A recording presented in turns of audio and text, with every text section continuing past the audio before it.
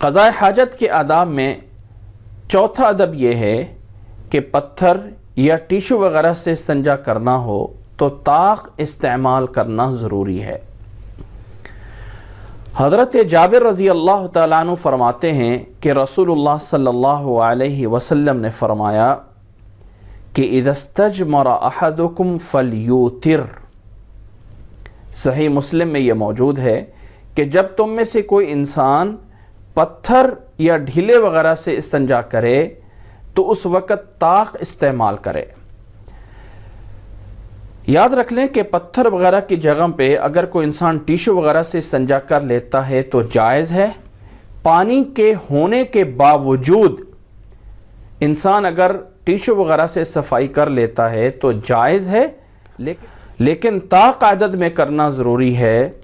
طاق کا مطلب یہ ہے کہ 1 بار، 3 بار، 5 بار، 7 بار اتنی دفعہ جو ہے وہ صفائی کرنا ضروری ہے۔ اسی طرح قضاء حاجت کے آداب میں 5ویں نمبر پہ یہ ادب بھی ضروری ہے کہ پیشاب کے چھینٹوں سے بچنا ضروری ہے۔ اللہ کے نبی صلی اللہ علیہ وسلم سے حضرت ابو ہریرہ رضی اللہ تعالیٰ عنہ بیان فرماتے ہیں کہ آپ صلی اللہ علیہ وسلم نے فرمایا اکثر عذاب القبر من البول۔ سنن ابن ماجہ میں یہ روایت 283 نمبر پہ موجود ہے کہ قبر کا عذاب اکثر پیشاب کے چھینٹوں کی وجہ سے ہوتا ہے۔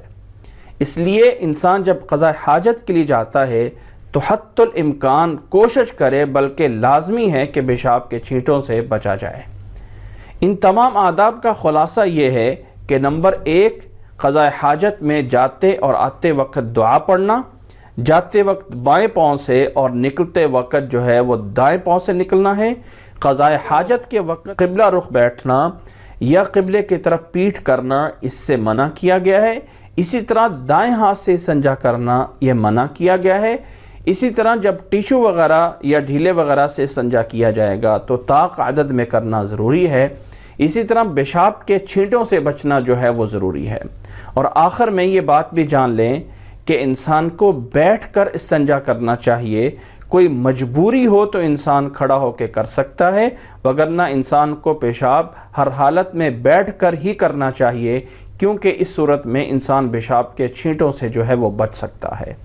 یہ ہیں وہ آداب جو اللہ کے نبی صلی اللہ علیہ وسلم نے قضاء حاجت کے بارے میں ہمیں سکھائے ہیں۔